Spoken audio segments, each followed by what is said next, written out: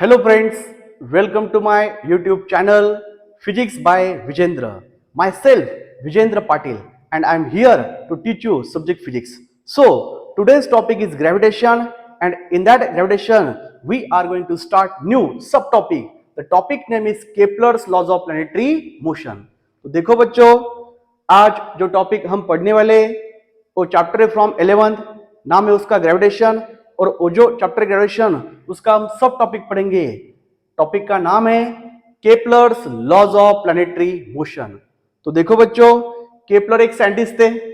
उन्होंने जो भी अपने प्लैनेट से कोई भी प्लैनेट से उसकी मोशन रिस्पेक्टिव सन ऑब्जर्व की और कुछ इंफॉर्मेशन कलेक्ट की और on the basis of information उन्होंने हमारे लिए 3 लॉ बनाए, जैसे कि केपलर्स फर्स्ट लॉ, उसे और में कहते हैं law of orbit. Kepler second law जिसे कहते हैं और में law of equal area. Kepler third law जिसे हम कहते हैं लॉ ऑफ पीरियड। अभी ये जो तीनों लॉ है हम वन बाय वन करेंगे study. So let's start Kepler's first law. Kepler's first law, scientist Kepler का जो फर्स्ट लॉ है उसे हम और में कह सकते हैं law of orbits. Law of orbits, उसे लॉ ऑफ ऑर्बिट्स क्यों कहते हैं? क्योंकि साइंटिस्ट केपलर ने फर्स्ट लॉ में ऑर्बिट का नेचर क्लियर किया, जो ऑर्बिट का शेप है वो शेप क्लियर किया है। ये जो फर्स्ट लॉ है ये है रिलेटेड टू ऑर्बिट। तो देखो, जो साइंटिस्ट केपलर का फर्स्ट लॉ का स्टेटमेंट है वो कुछ इस तरह है। एवरी प्लैनेट, कोई भी प्लैनेट रहो, जो भी अपने प्लैनेट से उसमें से कोई भी planet, every planet revolves around the sun in an elliptical orbit. Note that orbit is not circular, orbit is elliptical. Every planet revolves around the sun in an elliptical orbit and sun is situated not at the center of ellipse but at the foci of the ellipse. Every planet revolves in an elliptical orbit around the sun and sun is situated at the foci of an ellipse. तो देखो बच्चों, यहाँ पे एक word सामने आया हुआ है जो शेप है इलिप्स। तो ये जो लॉ है फर्स्ट लॉ, इसमें जो ऑर्बिट का शेप है वो है इलिप्टिकल। तो सबसे पहले इलिप्स क्या है इसे हमें जानना पड़ेगा। तो देखो, हमें पता है कोऑर्डिनेट सिस्टम, ये रहता अपना वाई एक्सिस और ये है अपना एक्स एक्सिस, जहां पे दोनों एक्सिस होंगे इंटरसेक्ट और रहता अपना ओरिजिन। अभी जो इलिप्स का शेप है कुछ इस तरह रहता, लाइक दिस वन। ये गोल है लेकिन चपटा गोल। ये चपटा गोल होने के कारण कहीं पे डिस्टेंस कम है तो कहीं पे डिस्टेंस ज्यादा है। जैसे कि अभी ये जो ओरिजिन है ये बन गया अपना इलिप्स का सेंटर। आप देख सकते हैं ये डिस्टेंस थोड़ा ज्यादा है और ये थोड़ा कम है, इसलिए अपना जो इलिप्स है उसमें रहती 2 एक्सिस। 2 एक्सिस जो है उनमें से जो बड़ा है उसे हम कह सकते हैं मेजर एक्सिस। मेजर एक्सिस, और उसकी जो लेंथ है वो रहती ट्वाइस है। ट्वाइस है कैसे? यहां से लेके यहां तक रहेंगी ए और यहां से यहां तक रहेंगी ए, तो बन गई total this point two this point twice है। अभी जो छोटा वाला एक्सिस है उसका हम लेंगे यहाँ पे प्रोजेक्शन ऐसा, यहाँ पे लेंगे प्रोजेक्शन ऐसा। तो यहाँ पे दिखा सकते हैं हम, ये जो छोटा एक्सिस है उसे हम कह सकते हैं, अगर ये मेजर है तो छोटा वाला रहेगा माइनर एक्सिस और उसकी जो लेंथ है वो हम लेंगे टू बी। टू बी कैसे? यहां से लेके यहां तक बी और यहां से लेके यहां तक बी। तो ये जो शेप हमने यहाँ पे फॉर्म किया इसे हम कहते हैं इलिप्स। तो देखो बच्चों, इलिप्स में 2 एक्सिस है, मेजर की लेंथ ट्वाइस है, उसका आधा भाग लेंगे तो सेमी मेजर। माइनर की लेंथ ट्वाइस भी, उसका आधा भाग लेंगे तो सेमी माइनर एक्सिस। अभी हमें नीट और JEE point of view extra knowledge पता होना चाहिए। ये जो इलिप्स है, ये इलिप्स का जो मैथमेटिकल इक्वेशन है कुछ इस तरह है, x square upon a square plus y square upon b square is equal to 1। देखो बच्चों, ये जो मैंने यहाँ पे लिखा है ये है इक्वेशन ऑफ इलिप्स। इसे हम कह सकते हैं this is the equation of ellipse. ये इलिप्स का इक्वेशन कि जिसमें आपको पता है अभी ए और बी क्या है। ए है मेजर एक्सिस की हाफ वैल्यू, उसे हम कह सकते हैं सेमी मेजर एक्सिस। जो ए यहां पे दिखाया मैंने ए और बी जो इक्वेशन में आए हुए उसमें ए क्या है, सेमी मेजर एक्सिस, और बी क्या है, सेमी माइनर एक्सिस, और एक्स और वाई क्या है, ये जो अपना कोऑर्डिनेट सिस्टम है, यहां कहीं पे भी आप पॉइंट लो तो वो पॉइंट के एक्स और वाई दोनों कोऑर्डिनेट्स है। तो बच्चों एक्स और वाई पॉइंट के कोऑर्डिनेट्स है, ए और बी अपने एक्सिस के आधे आधे भाग है, तो ये बना अपना इक्वेशन ऑफ इलिप्स। अभी आप देख सकते हैं इलिप्स में ये जो डिस्टेंस है ए और ये जो डिस्टेंस है बी, ये इक्वल नहीं है, अनइक्वल है। तो उसमें रिलेशन ऐसा है कि ए की वैल्यू बड़ी है बी से, तो ए और बीच में ए और बी में रिलेशन है, वो रिलेशन कुछ इस तरह है, b square is equal to a square in bracket 1 minus e square. देखो बच्चों अभी यहां पे जो इलिप्स बना है, इलिप्स में दो एक्सिस है, मेजर और माइनर, इसलिए मेजर में ए बड़ा है तो माइनर में बी छोटा है, बी ए से छोटा है, तो बी में और ए में रिलेशन क्या है, तो रिलेशन कुछ इस तरह, b square is equal to a square in bracket 1 minus e square. देखो बच्चों अभी यहां पे एक न्यू टर्म इन्वॉल्व हुई है जिसे हम कहते हैं ई, और ई का मतलब है इसेंट्रिसिटी। ई का जो मतलब है उसका नाम जो है इसेंट्रिसिटी। अभी इसेंट्रिसिटी क्या रहता, देखो हमने देखा है जो सर्कल है वो सेंटर से हर पॉइंट पे डिस्टेंस सेम रखता है जिसे हम रेडियस कहते हैं, लेकिन वही सर्कल अगर हम दबाते हैं तो अपना शेप बनता है इलिप्टिकल, इलिप्स का। सर्कल को अगर प्रेस करेंगे तो क्या बनता, इलिप्स। यहां पे थोड़ा चपटा होता है, यहां पे थोड़ा बल्ज, तो जो शेप बनता है उसे हम कहते हैं इलिप्स। तो ये डिपेंड है ई की वैल्यू पे।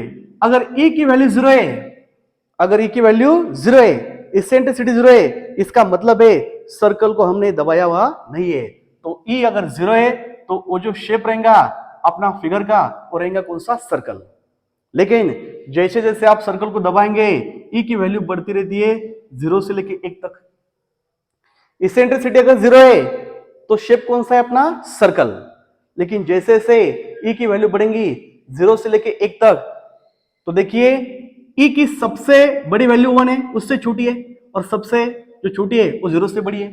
तो ई की वैल्यू जो अपनी इसेंट्रिसिटी है उसकी वैल्यू 1 से छोटी रहती और 0 से बड़ी रहती। अगर वैल्यू अदर देन 0 है तो डेफिनेटली वहां पे जो शेप है वो कौन सा रहेगा, इलिप्स।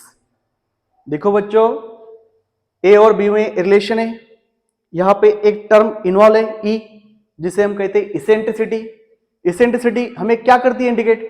अगर इसेंट्रिसिटी 0 है उसका मतलब है सर्कल को हमने प्रेस नहीं किया, सर्कल सर्कल है। तो इसेंट्रिसिटी 0 है तो अपना शेप कौन सा है, सर्कल। लेकिन जैसे जैसे हम सर्कल को दबाएंगे अपनी जो ई की वैल्यू है, जैसे ज्यादा दबाएंगे 0 से लेके 1 तक वैल्यू बढ़ती है। तो ऑलवेज जो ई की वैल्यू है लेस देन 1 रहती और 0 से ग्रेटर रहती। अगर अदर देन 0 वैल्यू है तो डेफिनेटली शेप कौन सा है, इलिप्स। जैसा आप सर्कल को प्रेस करेंगे अपना सर्कल कन्वर्ट होता है किसमें, इलिप्स में।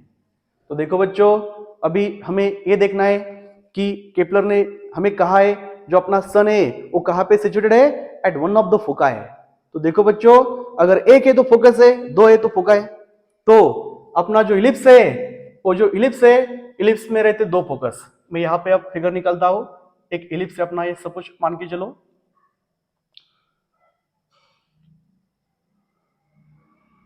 ये है अपना इलिप्स। अभी ये जो इलिप्स है, ये जो इलिप्स मैंने यहाँ पे निकाला हुआ है, यहाँ इलिप्स का ये रहेगा मेजर एक्सिस, और ये अपना अपना इलिप्स का सेंटर पॉइंट ओ। लेट पकड़ के चलो, सेंटर कौन सा है, ओ। तो सेंटर के दोनों साइड में एट इक्वल डिस्टेंस रहता इलिप्स का फोकस। एक यहाँ पे रहता फोकस, एक यहाँ पे रहता फोकस, और दोनों फोकस का डिस्टेंस जो है from centre of the ellipse रहता है इक्वल। और वो जो डिस्टेंस है उसे हम कहते हैं ए इंटू ई।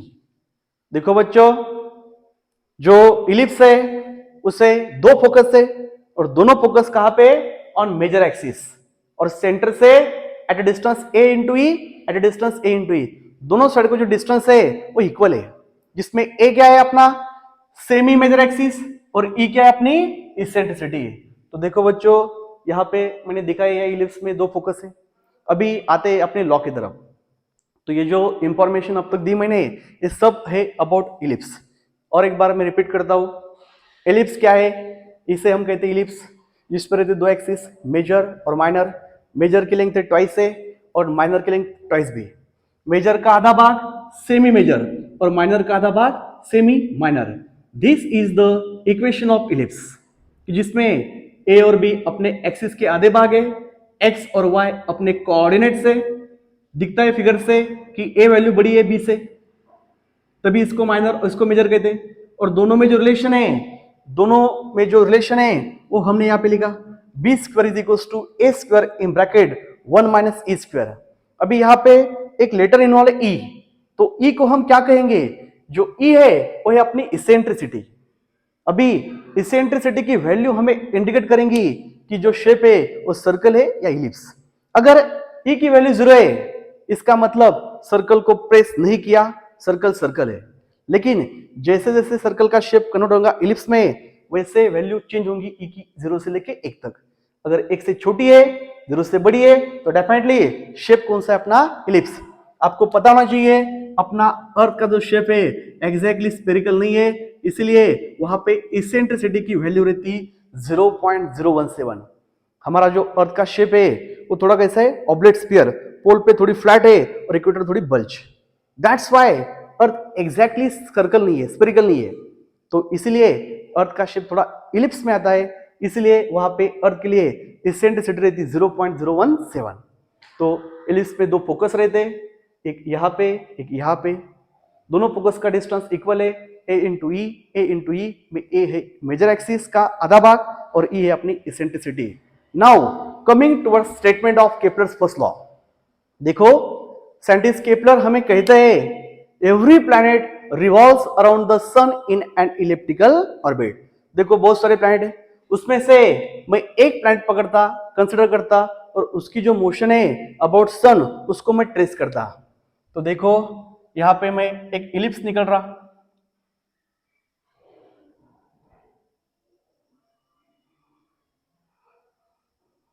ये जो इलिप्स मैंने यहां पे निकाला, ये एक्चुअली इलिप्स क्या है, इलिप्स अपने प्लैनेट का पाथ है, पाथ। कोई भी एक प्लैनेट पकड़ो, लेट पी, पी एक प्लैनेट है और प्लैनेट जो है वो रिस्पेक्टिव सन, सन यहाँ पे करीब तो आएगा अभी फोकस पे। जो प्लैनेट का पाथ है उसको मैंने ट्रेस किया। अगर पाथ को हम ट्रेस करते तो आप देख सकते हैं जो पाथ है वो इलिप्टिकल इन नेचर है। अभी इलिप्स में हमें पता है, इसे हम कहते हैं मेजर एक्सिस, और मेजर एक्सिस का यहां पर रहता सेंटर, और सेंटर से कुछ दूरी पे ए इंटू ई पे अपना रहेगा फोकस, और फोकस को कौन है अपना, सन। और फोकस का जो डिस्टेंस है फ्रॉम सेंटर उसे हम यहां पे लिख सकते हैं ए इंटू ई। देखो बच्चों, मैंने एक प्लैनेट कंसिडर किया और उसकी मोशन दिखा रहा मैं अभी रिस्पेक्टिव सन। तो सन के रिस्पेक्टिव प्लैनेट की मोशन यहां पे दिखाई, तो ऑर्बिट इलिप्टिकल है। कभी प्लैनेट यहां पे रहेगा तो कभी प्लैनेट यहां पे रहेगा। तो प्लैनेट की दो पोजीशन बहुत इंपॉर्टेंट है, वो पर्टिकुलर पोजीशन है दिखाई, ये भी एक पोजीशन है, ये भी एक पोजीशन है, प्लैनेट एक ही है, घूम रहा हो। तो देखो केपलर क्या कहते हैं, एवरी प्लैनेट, कोई भी रहो यहां पे, इसके आगे प्लैनेट इसके पीछे प्लैनेट है, every planet revolves in an elliptical orbit around the sun and sun is situated at one of the focus. यहां पे है तो यहां पे नहीं, यहां पे तो यहां पे नहीं, आप इधर भी दिखा सकते हैं, मैंने यहां पे दिखाया। तो at one of the focus अपना सन है।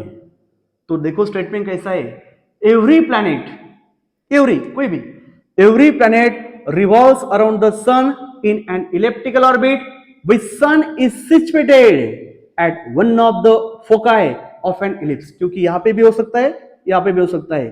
तो देखो मैंने ये P फॉर प्लैनेट लिया, प्लैनेट की एक पोजीशन ए वाली है, एक पोजीशन ए वाली है, दोनों पोजीशन पर्टिकुलर है। अभी उस पर क्या मतलब उसका बोलूंगा आपको।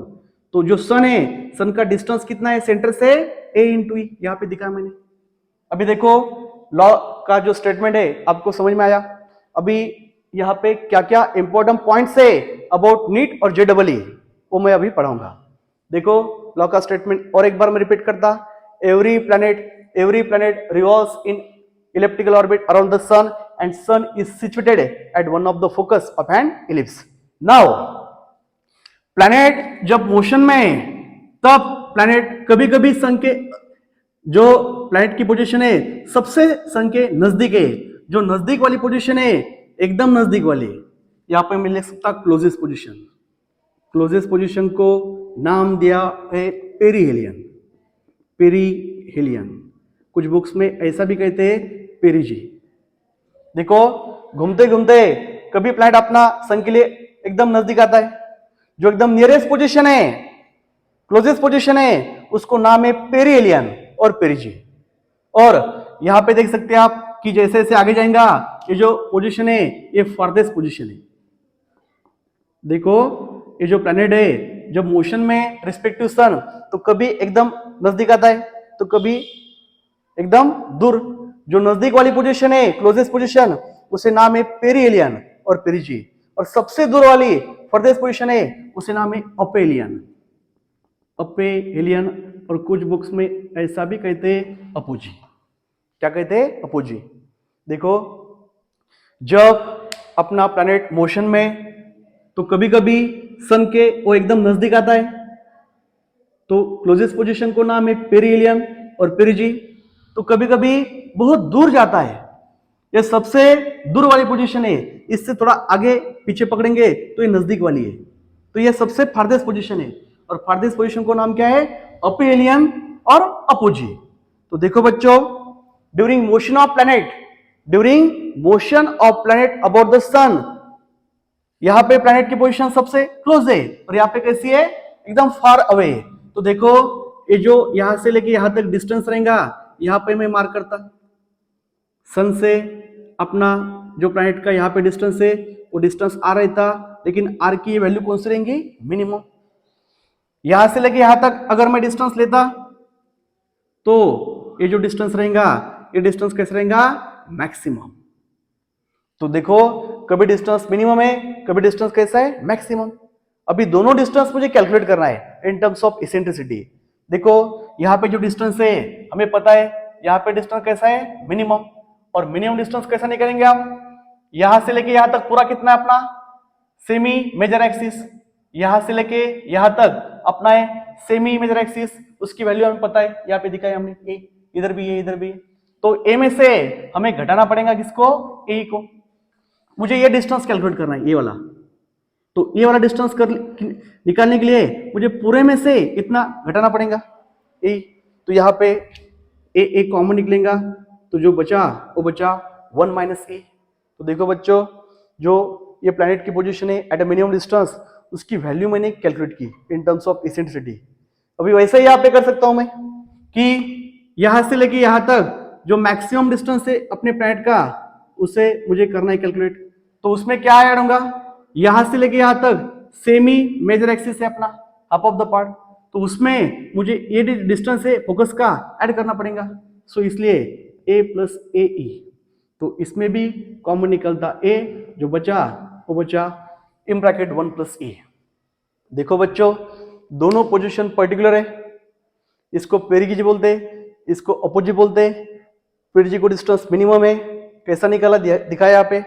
अपोजी को डिस्टेंस मैक्सिमम है, वो भी कैसा निकाले यहाँ पे दिखाया। अभी extra knowledge point of view, अभी आपको बोलते हैं कभी कभी कि जो मैक्सिमम डिस्टेंस है और जो मिनिमम डिस्टेंस है दोनों का रेशियो क्या रहेगा, तो हम निकाल सकते रेशियो। हमें क्या करना पड़ेगा? आर मैक्स को आर मीन से हमें डिवाइड करना है। आर मैक्स का इक्वेशन क्या है? ए इन ब्रैकेट 1 प्लस ई, और आर मिनिमम का इक्वेशन क्या है? ये वाला ए इन ब्रैकेट 1 माइनस ए।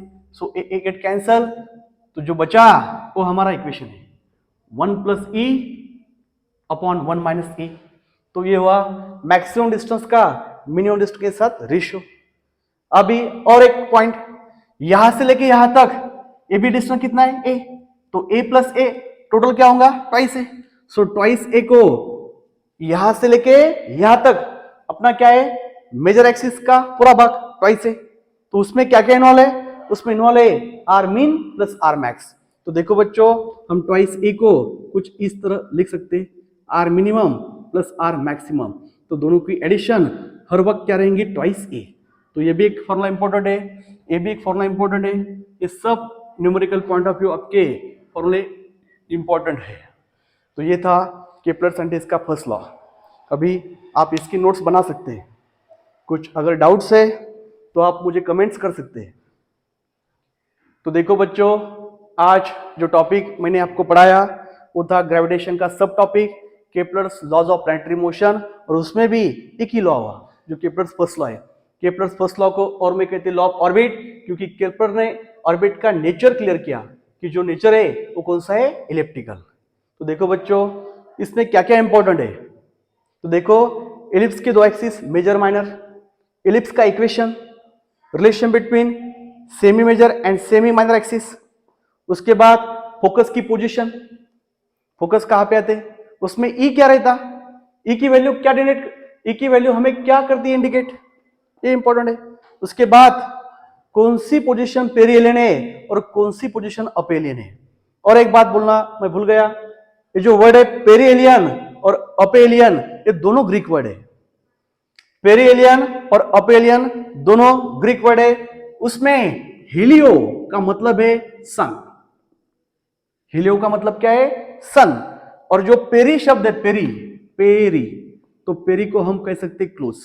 और जो अपो है, अपो, अपो को, अफे को, इनका मतलब क्या रहता, इनका मतलब रहेगा फार अवे। क्या रहेगा, फार अवे। देखो बच्चों, दोनों पोजीशन इंपॉर्टेंट है। नियरेस्ट पोजीशन को बोलते पेरिएलियन, दूर वाली को बोलते अपेलियन। हेलियो में, हेलियन में हेलियो जो शब्द है वो हमें क्या इंडिकेट करता है, सन। और पेरी का मतलब है क्लोज और अफे का मतलब है फार।